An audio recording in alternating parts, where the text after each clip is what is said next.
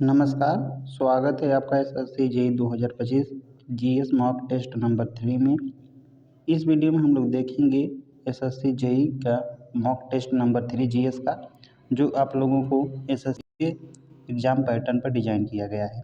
अतः वीडियो को आप लोग शुरू से अंत तक जरूर देखें और एक बार विश्वास करिए, क्योंकि एसएससी जेईई में इसी प्रकार के क्वेश्चन आते हैं और कहीं न कहीं पीवाईक्यू के साथ आप लोगों को मोस्ट एक्सपेक्टेड क्वेश्चन भी कराया जा रहा है।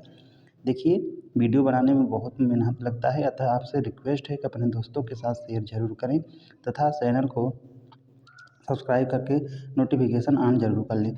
चलिए स्टार्ट करते हैं फर्स्ट क्वेश्चन से। फर्स्ट है, निम्नलिखित में से कौन सी धातु कमरे के तापमान पर तरल अवस्था में रहती है, आपको बताना है। Which of the following metal remain in liquid state at room temperature. Cadmium रहती है, मरकरी रहती है, जर्मेनियम रहती है, टिन रहती है। तो ये रहती है mercury. Option number B right हो जाएगा। चलिए नेक्स्ट क्वेश्चन देख लेते हैं। एक्वा रेजिया किसका मिश्रण है, आपको बताना है। Aqua regia is a mixture of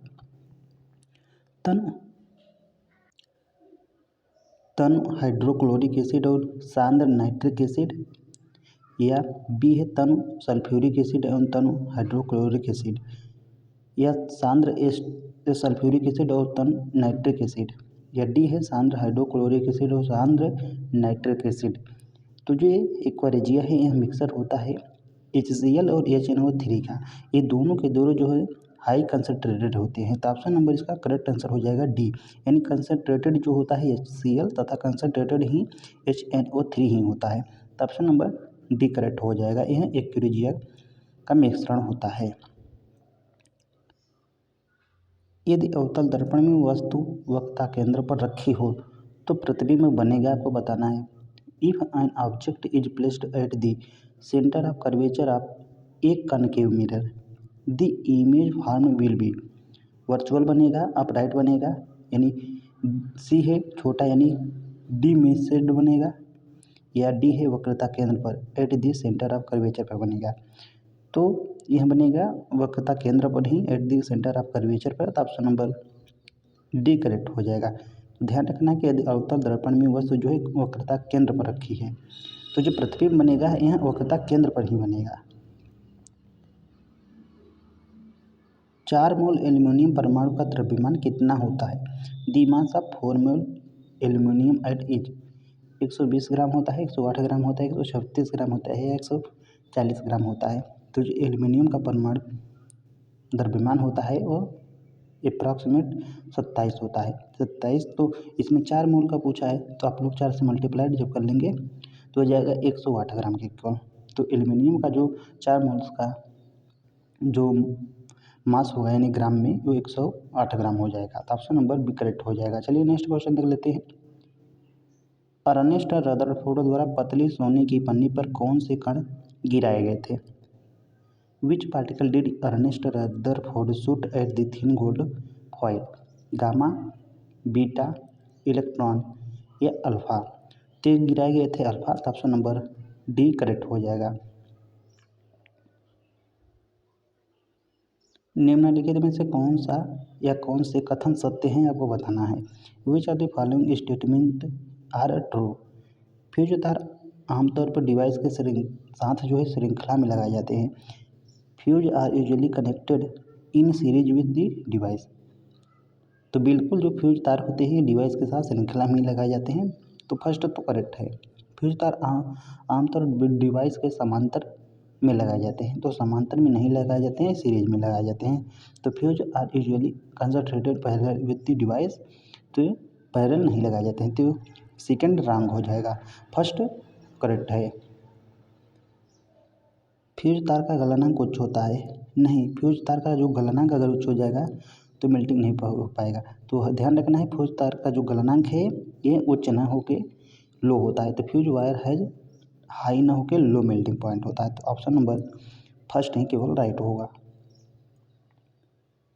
तांबे के तार की एक आयताकार कुंडली एक चुंबकीय क्षेत्र में घूम रही है।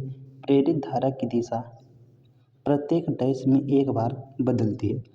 A rectangular coil of a copper wire rotating in a magnetic field, the direction of induced current change in once in every, change once in every आपको बताना है कि 2 चक्कर में यानी 2 रोटेशन में या 1 चक्कर में या हाफ रोटेशन में या 1/4 चक्कर यानी क्वार्टर रोटेशन में। तो एक चक्कर में तो ध्यान रखना है, तांबे के तार की एक आयताकार कुंडली एक चुंबकीय क्षेत्र में घूम रही है तो प्रेरित धारा की दिशा प्रत्येक एक चक्कर में एक बार बदलती है। तो ऑप्शन नंबर बी राइट हो जाएगा। शोर को किस इकाई में मापा जाता है? Noise is measured in which unit? Watt में, फैराडे में, पास्कल में या डेसिबल में? तो जो नॉइज है इसे जो है डेसिबल में मापा जाता है। तो ऑप्शन नंबर डी करेक्ट हो जाएगा। निम्नलिखित में से कौन सा विटामिन जो है रक्त के थक्के जमाने में मदद करता है? Which vitamin help in blood clotting? Vitamin A, vitamin B, vitamin C, vitamin K? तो ये करता है विटामिन के ही। ऑप्शन नंबर डी करेक्ट हो जाएगा। रक्त के थक्के जमाने में जो मदद करता है विटामिन के ही। एक पारिस्थितिकी तंत्र में कितने प्रकार के पारिस्थितिकी पिरामिड मौजूद होते हैं? How many type of ecological pyramid exist in A ecosystem? 2 होते हैं, 3 होते हैं, 4 होते हैं, 5 होते हैं? तो एक पारिस्थितिकी तंत्र में जो है 3 प्रकार के पारिस्थितिकी जो पिरामिड है ये मौजूद होते हैं। तो ऑप्शन नंबर बी राइट हो जाएगा। भारी व्यायाम के दौरान एक औसत वयस्क व्यक्ति में श्वास दर प्रति मिनट कितनी बढ़ सकती है? During heavy exercise the breathing rate of an average adult can increase up to 15, 20, 25 या 30?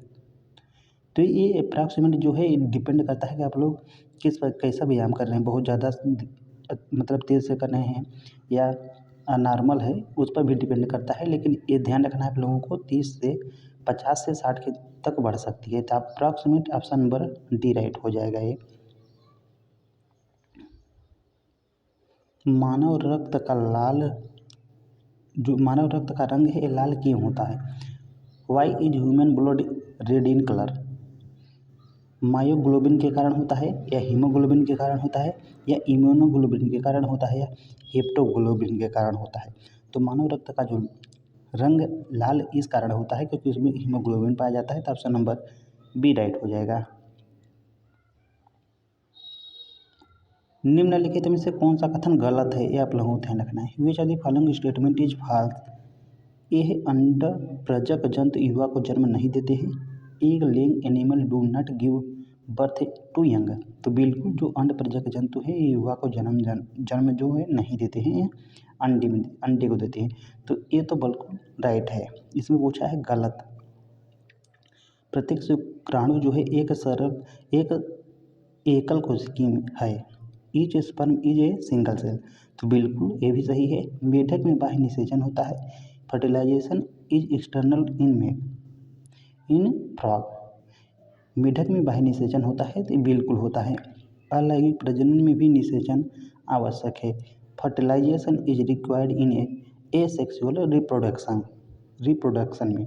तो अलैंगिक प्रजनन में भी निषेचन की आवश्यकता है। यही कथन इसका राइट नहीं है क्योंकि अलैंगिक प्रजनन में निषेचन की आवश्यकता नहीं होती है। तो ऑप्शन नंबर डी करेक्ट हो जाएगा क्योंकि इसमें गलत पूछा था। मायोपिया निकट दृष्टि दोष के उत्पन्न होने का कारण क्या है? What is the causes of myopia? आँख के लेंस की अत्यधिक वक्रता, excess curvature of eye lens या वेरी स्मॉल आई बॉल नेत्र गोलक बहुत छोटा हो जाता है या आँख के लेंस की फोकल लंबाई बहुत लंबी हो जाती है। Very long focal length of lens या नींद की कमी लैक ऑफ स्लीप? तो करेक्ट आंसर हो जाएगा आँख के लेंस की अत्यधिक वक्रता के कारण, excess curvature of eye lens है इसी के कारण जो है मायोपिया होता है यानी निकट दृष्टि दोष। निम्नलिखित में से कौन दूसरों की तुलना में बहुत धीरे धीरे गुना करते हैं? Which of the following multiple very slow compare to other? Bacteria करते हैं, वायरस करते हैं, फंगी करते हैं या वार्म करते हैं? तो इसमें पूछा है बहुत धीमे धीमे मतलब कि वृद्धि करते हैं। तो अकॉर्डिंग टू जो ऑप्शन है इसमें हो जाए राइट आंसर फंगी। बैक्टीरिया की अपेक्षा, वायरस की अपेक्षा तथा कृमि जो वर्म है इनकी अपेक्षा ये बहुत धीरे धीरे गुना मतलब कि वृद्धि करते हैं। तो ऑप्शन नंबर सी राइट हो जाएगा। वृद्धि पोषण स्तर पर गैर अपघटनीय रसायनों का उत्तरोत्तर संचय कहलाता है। The progressive accumulation of a non degradable chemical at each tropical level is called. जैविक आवर्धन कहते हैं, बायोमैग्निफिकेशन या रासायनिक आवर्धन, केमिकल मैग्निफिकेशन या सी अवशेष आवर्धन, रेजिडुअल मैग्निफिकेशन या कोई विकल्प सही नहीं है, नन ऑफ दिस। तो प्रत्येक पोषण स्तर पर गैर अपघटनीय रसायनों का उत्तरोत्तर जो संचय कहलाता है जैविक आवर्धन कहलाता है, यानी बायो मैग्निफिकेशन कहलाता है। तो ऑप्शन नंबर ए राइट हो जाएगा। ताजमहल मार्बल कैंसर से क्यों पीड़ित है? Why is the Taj Mahal affected by marble cancer? Sulphur dioxide के कारण, ड्यू टू सल्फर डाइऑक्साइड या नाइट्रोजन डाइऑक्साइड के कारण या क्लोरोफ्लोरोकार्बन के कारण या कार्बन डाइऑक्साइड के कारण। तो ताजमहल का जो मार्बल कैंसर है यह ड्यू टू सल्फर डाइऑक्साइड के कारण होता है। तो ऑप्शन नंबर ए राइट हो जाएगा। कैंसर का उपचार किसके द्वारा किया जाता है आपको जानना है। Cancer is treated by surgery यानी शल्य चिकित्सा के द्वारा, ओनली मेडिसिन के द्वारा, योग के द्वारा या नन ऑफ दीज के। तो कैंसर का उपचार जो है शल्य चिकित्सा के द्वारा किया जा सकता है। तो ऑप्शन नंबर ए राइट हो जाएगा। ब्रिक्स बैंक को वर्तमान में किस नाम से जाना जाता है? What is the current name of BRICS bank? BRICS development bank कहते हैं या एफ्रो एशियन डेवलपमेंट बैंक कहते हैं या न्यू डेवलपमेंट बैंक कहते हैं या कोई विकल्प सही नहीं है। तो ब्रिक्स बैंक को वर्तमान में जो है न्यू डेवलपमेंट बैंक के नाम से जाना जाता है। ऑप्शन नंबर सी राइट हो जाएगा। समांतर अर्थव्यवस्था का अर्थ है। What is the meaningful of parallel economy? Black money कहते हैं, पहला बिजनेस है या इलीगल इकोनॉमी या नन ऑफ दीज। तो समांतर अर्थव्यवस्था का जो अर्थ है ये है अवैध अर्थव्यवस्था यानी इलीगल इकोनॉमी से। तो ऑप्शन नंबर सी राइट हो जाएगा। भारत में मौद्रिक नीति को कौन लागू करता है? Who implement monetary policy in India? NITI Aayog लागू करता है, रिजर्व बैंक ऑफ इंडिया लागू करता है, मिनिस्ट्री ऑफ फाइनेंस करता है या पार्लियामेंट लागू करता है? तो भारत में जो है मॉनेटरी जो पॉलिसी है आरबीआई के द्वारा लागू होता है। तो ऑप्शन नंबर बी राइट हो जाएगा।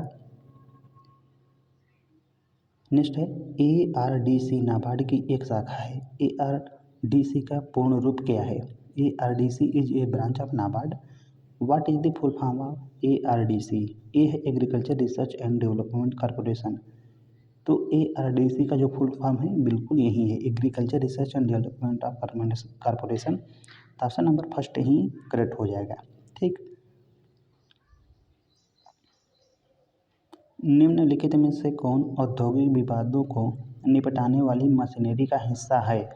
विच of the following is part of machinery to settle industrial dispute? Labour court, industrial जो ट्रिब्यूनल है या वर्क कमेटी या ऑल ऑफ द एबव? तो लेबर कोर्ट हुआ, जो इंडस्ट्रियल ट्रिब्यूनल हुआ और वर्क कमेटी, ये सभी के सभी जो है जो भी औद्योगिक विवादों को मशीनरी जो निपटाने के लिए यूज की जा सकती हैं, नहीं कर सकते हैं, ये सभी ये आप लोगों को ध्यान रखना है कि जो औद्योगिक विवादों को निपटाने वाली जो मशीनरी का हिस्सा है ये लेबर कोर्ट भी है, इंडस्ट्रियल ट्रिब्यूनल भी है और वर्क कमेटी भी है। तो ऑप्शन नंबर डी राइट हो जाएगा, all of the above. Nagaland को किस वर्ष एक राज्य के रूप में बनाया गया था? आपको बताना है। In which year was Nagaland created as a separate state? 1961, 1962, 1963 या 1964 में? तो ये बनाया गया था 1963 में। ऑप्शन नंबर सी राइट हो जाएगा। केंद्रीय बजट की तैयारी और प्रस्तुति के लिए निम्नलिखित में से कौन जिम्मेदार है? Who is responsible for preparation and presentation of union budget? आर्थिक मामलों का विभाग, डिपार्टमेंट ऑफ इकोनॉमिक अफेयर या राजस्व विभाग, डिपार्टमेंट ऑफ रेवेन्यू या व्यय विभाग, डिपार्टमेंट ऑफ एक्सपेंडिचर या डी है कोई विकल्प सही नहीं है, नन ऑफ द अबव। तो केंद्रीय बजट की तैयारी और प्रस्तुति के लिए जो निम्नलिखित में से जो विभाग जिम्मेदार है वह है आर्थिक मामलों का विभाग, departmental of economic affair. Option number A right हो जाएगा। भारत के संविधान सभा की उद्घाटन बैठक की अध्यक्षता किसने की थी? Who president over the inaugural meeting of constituent assembly of India. Doctor Rajendra Prasad, doctor Sachchidanand Sinha, doctor B.R. Ambedkar या सरदार पटेल। तो भारत के संविधान सभा के जो उद्घाटन बैठक की अध्यक्षता की थी ये डॉक्टर सच्चिदानंद सिन्हा ने की थी। ये आप लोगों को ध्यान रखना है। ऑप्शन नंबर बी राइट हो जाएगा। भारत सरकार के प्रतीक में मौर्य राजवंश से निम्नलिखित में से किसे नहीं अपनाया गया था?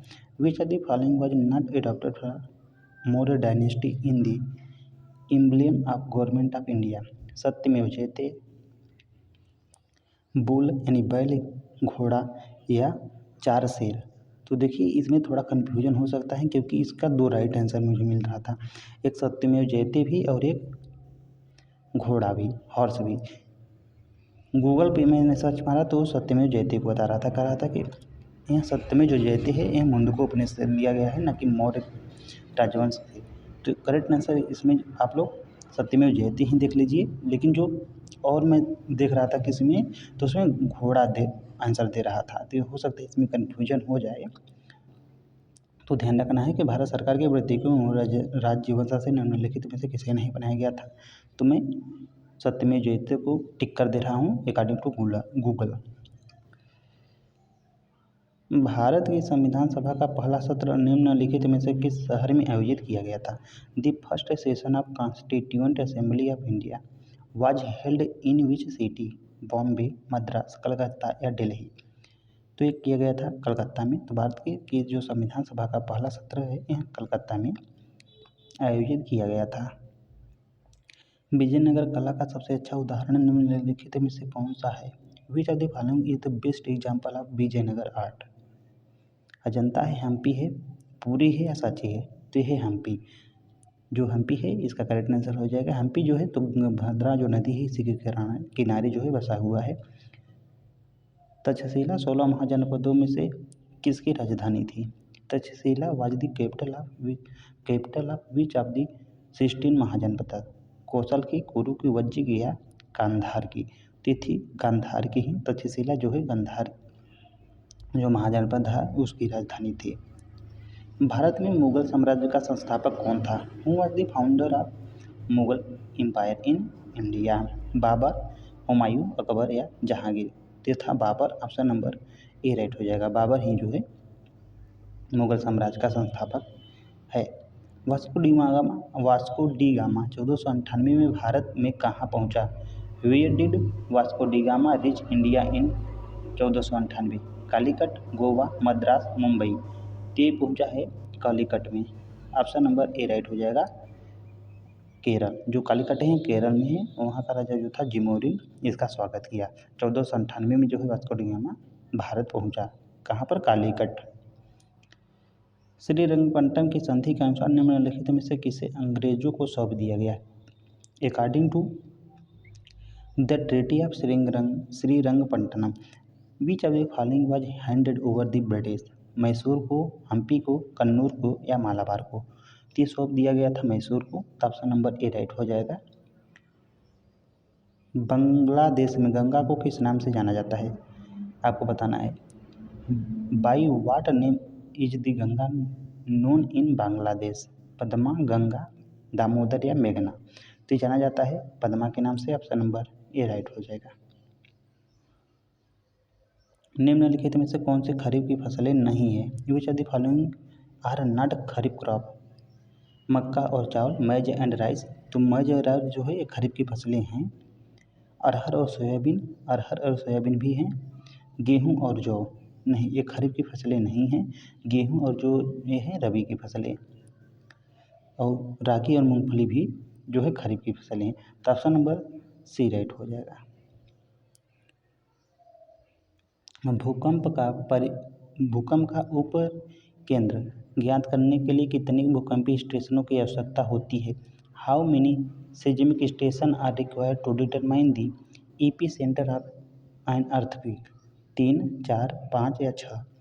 तो मिनिमम जो है 3 स्टेशनों की आवश्यकता होती है ताकि एग्जैक्ट जो है पॉइंट पता हो जाए, यानी ईपी सेंटर को ज्ञात करने के लिए मिनिमम 3 पॉइंट की आवश्यकता ही होती है। तो ऑप्शन नंबर ए राइट हो जाएगा। मध्य प्रदेश कितने राज्यों के साथ अपनी सीमा को साझा करता है? With how many state does Madhya Pradesh share its boundary? 5, 4, 6, 3? तो साझा करता है 5। ऑप्शन नंबर ए राइट हो जाएगा। पालघाट निम्नलिखित में से किन राज्यों को जोड़ता है? Palghat connect which of the following state? Palghat जो है दर्रा आपको बताना है गोवा और महाराष्ट्र को, केरल और कर्नाटक को, तमिलनाडु केरल को, मिजोरम और मणिपुर को जोड़ता है। तो जो पालघाट दर्रा है केरल और कर्नाटक को जोड़ता है, तो ऑप्शन नंबर बी राइट हो जाएगा।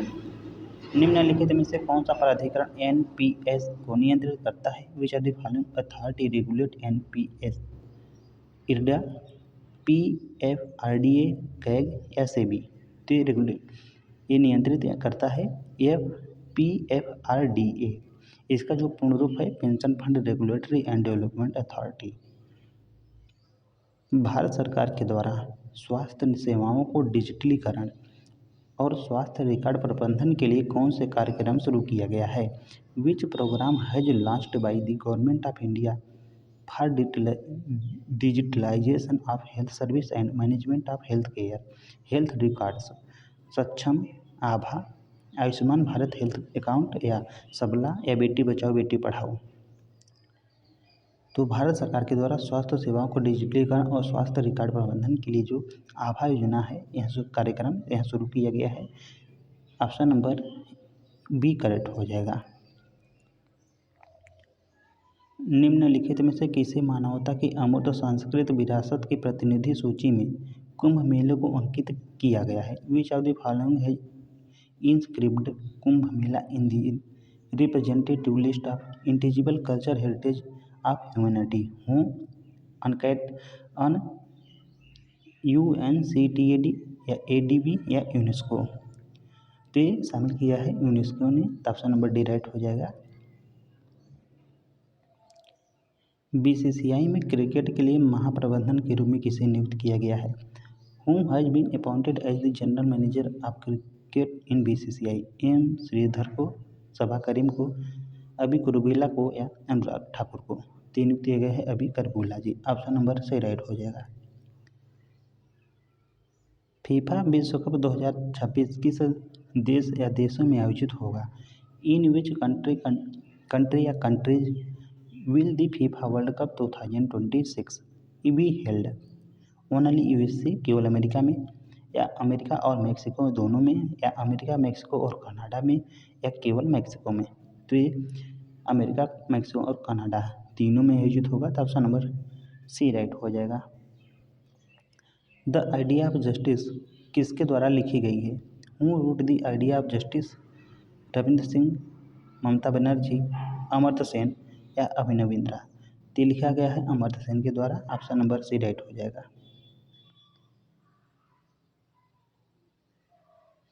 2024 में कौन लेखक व्यक्ति को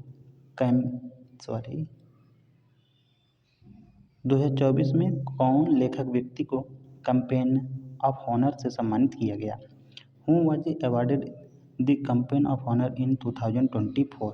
जेके Rowling, Gordon Brown, Ronald Hull या जेन ऑस्टिन को?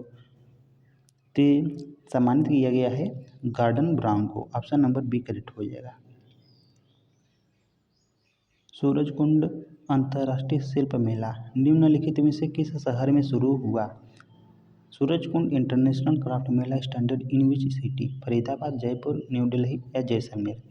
तो शुरू है फरीदाबाद में। फरीदाबाद हरियाणा में पड़ता है। तो ऑप्शन नंबर ए राइट हो जाएगा। ओएनजीसी विदेश को दक्षिण चीन सागर में किस देश के तेल ब्लॉक 128 का पता लगाने के लिए 2 साल का विस्तार मिला? ओएनजीसी विदेश got a 2-year extension to explore oil block 1 to 8 in South China Sea of which country? Cambodia, Vietnam, Taiwan या फिलीपींस? तो वियतनाम करेक्ट हो जाएगा ऑप्शन नंबर बी। भारत और श्रीलंका संयुक्त प्रशिक्षण अभ्यास मित्र शक्ति 2024 भारत के किस राज्य में आयोजित किया गया? India Sri Lanka joint training exercise जो है मित्र शक्ति 2024 was held in which state of India? New Delhi, Tamil Nadu या महाराष्ट्र या डी है वेस्ट बंगाल? ते आयोजित हुआ है तमिलनाडु में, ऑप्शन नंबर बी करेक्ट हो जाएगा। चलिए नेक्स्ट क्वेश्चन देख लेते हैं। बायोस एक आपको बताना है गैर वाष्पशील फर्मवेयर यानी नॉन वोलेटाइल फर्मवेयर है, या फर्स्ट है वाष्पशील फर्मवेयर है यानी वोलेटाइल फर्मवेयर है, या थर्ड है मदरबोर्ड पर एक छोटी मेमोरी चिप पर संग्रहित सॉफ्टवेयर है। Software stored on A small memory chip on A motherboard. तो इसमें राइट पूछा है ना, नहीं दिया मान लीजिए आपको इसमें राइट, तो जो बायो सही यही एक नॉन वोलेटाइल फॉर्मवेयर है, तो बिल्कुल यानी ए तो करेक्ट हो जाएगा, वाष्पशील नहीं होगा और मदर एक छोटी मेमोरी चिप पर संग्रहित सॉफ्टवेयर है, तो बिल्कुल तो ऑप्शन नंबर 1 और 3 ऑप्शन नंबर सी राइट हो जाएगा। लास्ट क्वेश्चन देख लेते हैं। निम्नलिखित में से कौन सा सत्य है? Which of the following is true?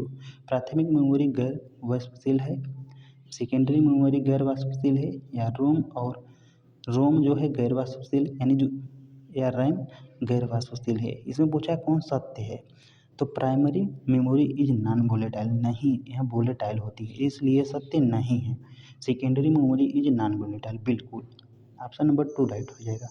Rome is a non volatile memory, नहीं वोलेटाइल मेमोरी है, और RAM is non volatile memory, नहीं ये नॉन नहीं वोलेटाइल है, आप लोगों को ध्यान रखना है। तो ये भी गलत, ये भी ऑप्शन नंबर बी राइट हो जाएगा। सेकेंडरी मेमोरी जो है नॉन वोलेटाइल मेमोरी होती हैं। थैंक्स फॉर वॉचिंग, मिलते हैं नेक्स्ट वीडियो।